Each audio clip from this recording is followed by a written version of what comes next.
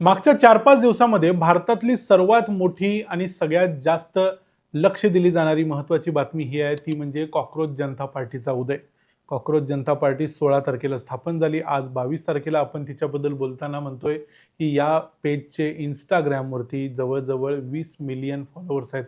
म्हणजे 2 कोटीपेक्षा जास्त. आता हा आकडा इतक्या वेगानं वाढतोय, की आम्ही हा आकडा सांगेपर्यंत आणि तुम्ही व्हिडिओ बघेपर्यंत हा आकडा आणखी पार झालेला असेल. पण अशीच गोष्ट या पेजच्या, या पार्टीच्या एक्स अकाउंटवरती म्हणजे ट्विटरवर देखील होत होती. पण तिथं त्याचा वेग मंदावला. त्याचं कारण म्हणजे सरकारनं इथं एक्सवरती या अकाउंटला भारतात ब्लॉक केलं.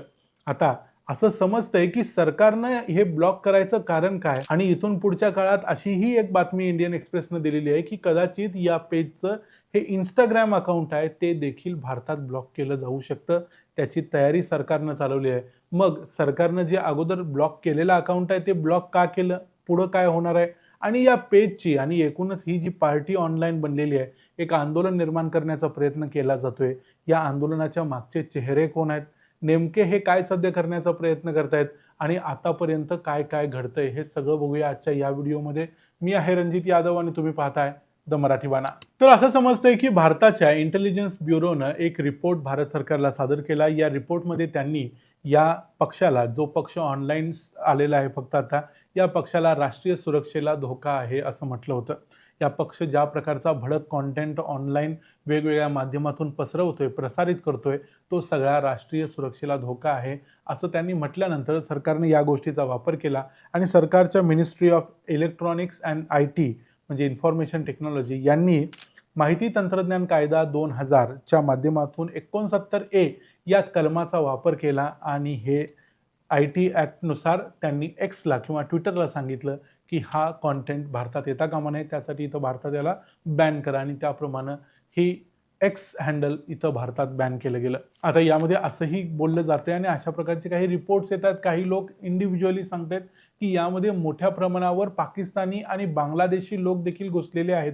कारण हा आकडा इतक्या वेगानं फुगतोय, की या आकडा फुगण्यासाठी मोठ्या प्रमाणावर एक इनऑर्गॅनिक पद्धतीनं याच्यामध्ये काही लोक घुसवले जात आहेत आणि ते इनऑर्गॅनिक लोक बांगलादेश आणि पाकिस्तानमधून येत आहेत असं देखील समजतंय. आता याच्याबद्दलचं आणखी क्लॅरिफिकेशन अजूनपर्यंत आलेलं नाही, की नेमकी किती टक्के लोक आहेत. पण याच्यामध्ये मोठ्या प्रमाणावर भारतीय आहेत हे मान्यच करावं लागेल सरकारला सुद्धा. त्यात काही वादच नाही. पण तरी देखील याला पंप अप करणं किंवा याला सपोर्ट करणं हे पाकिस्तानमध्ये आणि बांगलादेशमधून देखील चालू आहे आणि वेगवेगळ्या देशांमध्ये बसलेले इतर काही लोक देखील हे करतायत, हे देखील मान्य करायला हवं. त्यामुळे भारतीय सुरक्षेला धोका का आहे असं म्हटलंय, याच्यामधलं हे देखील एक कारण असू शकेल. 90,000 फॉलोअर्स ज्यावेळेला ट्विटरवरती यांचे होते, त्यावेळेला यांना ब्लॉक करायची विनंती सरकारने केलेली होती. आता त्याचे 2 लाखपेक्षा जास्त फॉलोअर्स आहेत. अर्थात ते बाहेरचे देशातले वगैरे असणार आहेत आणि एकूण हा आकडा 2 लाखापर्यंत गेलाय. हा आकडा जर ब्लॉक केला नसता तर कदाचित त्यापेक्षा जास्त झाला असता.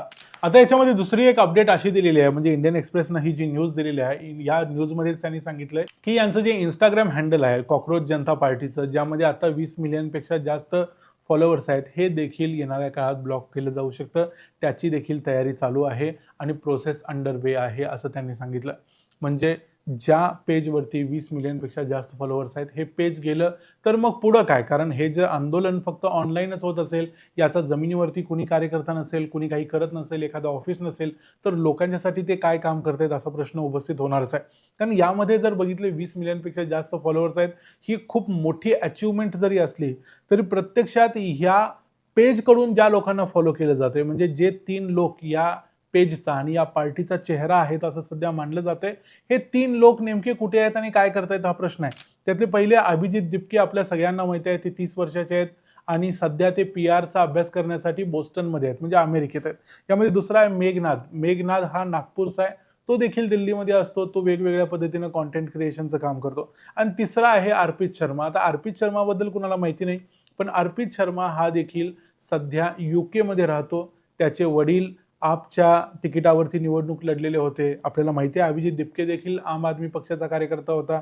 याच अर्पित शर्मा देखील आम आदमी पक्षाचाच कार्यकर्ता होता. त्याचा देखील कंटेंट क्रिएटरचा मोठा एक फॉलोइंग बेस आहे. हे सगळं असलेले हे सगळे लोक सध्या काय करतायत हा प्रश्न आहे. आणि हे सगळे लोक परदेशात बसून ही पार्टी कशी चालवणार आणि त्याच्या माध्यमातून काय काय करणार हा देखील प्रश्न भारतातले ज्या कॉक्रोचेस स्वतःला अभिमानानं म्हणवून घेणारे लोक त्यांना फॉलो करतायत त्यांच्यासमोर असायला पाहिजे. सप्टेंबर 2025 मध्ये जेव्हा नेपाळमध्ये जेनझी आंदोलन झालं होतं त्यावेळेला भारतातल्या जेनझीला एक प्रकारे चिथावणी देण्याच्या आरोपाखाली याच अर्पित शर्मावरती FIR देखील भारतामध्ये झालेली होती. अर्थात फक्त FIR झालेली होती कारण तो त्यावेळेला भारतात नव्हताच, तो UK मध्ये होता आणि अजून देखील तो UK मध्येच आहे. आता असा प्रश्न निर्माण होतोय म्हणजे यांच्यावरती जे आरोप केले जात आहेत आम आदमी पक्षाचे वगैरे वगैरे ते सगळे आहेतच आणि ते असतीलच. पण दुसऱ्या बाजूला प्रश्न असा आहे की आता हे लोक जमिनीवरती कधी येणार आणि जमिनीवर येऊन काम कधी करणार. कारण प्रत्यक्ष भारतामध्ये मोठे मोठे अनेक प्रश्न आहेत. पेट्रोलची समस्या, डिझेलची समस्या जाणवायला चालू झालेली आहे. महाराष्ट्रात त्याचे चटके बसायला सुरुवात झालेली आहे. याच्याशिवाय नीटचा जो पेपर फुटलेला होता तो प्रश्न आहे. धर्मेंद्र प्रधान यांच्या रेझिग्नेशनची मागणी यांनी अगोदर केलेली होती पण ती लावून धरलेली नाही, त्याच्याबद्दल कुणी काही बोलत नाही. एक प्रकारचा आपला ट्विटरवरचा आकडा कसा वाढतोय याच्या सेलिब्रेशनमध्ये हे सगळे लोक मग्न आहेत. असंच सध्या मागच्या 4 दिवसांचं चित्र आहे. ज्या वेगानं हा पक्ष वाढतोय खरं तर या पक्षानं आपल्या या वेगाचा वापर करून घेऊन भारतातल्या सिस्टीमला ठीक करायचा प्रयत्न करायला हवा होता. पण ते करताना हे लोक दिसत नाहीत. हे लोक फक्त नंबर सेलिब्रेट करण्यामध्ये गुंतलेले आहेत. आता असं तरी या कॉक्रोच जनता पार्टीकडे बघून वाटतंय. कारण प्रत्यक्षात त्यांच्यासमोर नीटचा, CBSEचा असे अनेक प्रश्न आहेत. असे प्रश्न असल्यामुळे या प्रश्नांचा निकाल कधी लागणार हा सर्वात मोठा प्रश्न आहे. त्याच्यासाठी हा नवीन पक्ष कॉक्रोच जनता पार्टी जो जेनझीचा पक्ष आहे, जेनझी मोठ्या प्रमाणावर यांना सपोर्ट करते आहे, त्यांच्यासाठी ते काय करतायत. अन्यथा जर उद्या हे इंस्टाग्राम हँडल पण ब्लॉक झालं किंवा भारतामध्ये त्याचा ॲक्सेस बंद केला गेला तर मग काय करणार. कारण उद्या तो नंबर देखील सेलिब्रेट करायला असणार नाही. मग नवीन हँडल काढणार आणि नवीन मग परत नंबर बघत बसणार. असं करून चालणार नाही. जर काहीतरी जमिनीवर उभं करायचं असेल तर बोस्टनमधनं आणि UK मधून हे काम होणार नाही. त्याला इथं भारतात जमिनीवर येऊन पाय गाडून उभं राहावं लागेल आणि इथं येऊन इथल्या मातीसाठी, इथल्या माणसासाठी झगडावं लागेल. अन्यथा या उंटावरून शेळ्या हाकण्याचा प्रकार होईल आणि 4 दिवस थोडीशी प्रसिद्धी मिळेल, त्याच्या पलीकडे जाणार नाही. महत्त्वाचं हे आहे की पक्ष कुठला किंवा काय कुठला हे महत्त्वाचं नाही. तुम्ही विरोध कुणाला करताय हे महत्त्वाचं नाही. मुद्दा हा आहे की तुम्ही लोकांच्या जीवनात काय दिवा लावू शकता, लोकांना काय मदत करू शकता. ती जर यातनं होणार नसेल, फक्त नंबरचा खेळ असेल तर ठीक आहे, आज 20 मिलियन आहेत, उद्या 200 मिलियन होतील. पण याच्या पलीकडे जाऊन तुम्ही काय केलं हा प्रश्न तुम्हाला कायम बोचत राहील आणि त्याचं उत्तर तुम्हाला कधी ना कधी द्यावं लागेल. त्यामुळे कॉक्रोच जनता पार्टी समोर आता सध्या हा दुसरा प्रश्न महत्त्वाचा असणार आहे की आता जर इंस्टाग्राम देखील जर बंद झालं तर पुढं काय करायचं. ट्विटर बंद झालं ठीक आहे, तुमच्यावर अन्याय झाला असं जरी मान्य केलं तरी देखील इंस्टाग्राम बंद व्हायच्या अगोदर जे काम तुमच्याकडनं अपेक्षित आहे, जे काम एक्सपेक्ट करत ही जेनझी तुमच्या मागं उभी राहिलेली आहे, ते काम थोडं तरी करा किंवा त्याच्यामध्ये काहीतरी लोकांच्या जीवनात फरक पाडा. ही एक शेवटची संधी तुमच्यासाठी असू शकते. या व्हिडिओमध्ये इथंच थांबूया. या पार्टीबद्दल आणि या पार्टीच्या कार्यपद्धतीबद्दल आणि एकूणच या पार्टीनं ज्या पद्धतीनं हे सगळं घडवून आणलं याबद्दल तुमचं काय मत आहे ते आम्हाला कमेंट्समध्ये जरूर सांगा. व्हिडिओ आवडला असेल तर व्हिडिओला लाईक करा, चॅनलला सबस्क्राईब करा. पुन्हा भेटू पुढच्या व्हिडिओमध्ये. तोपर्यंत पाहत राहा द मराठी बाणा. जय हिंद, जय महाराष्ट्र.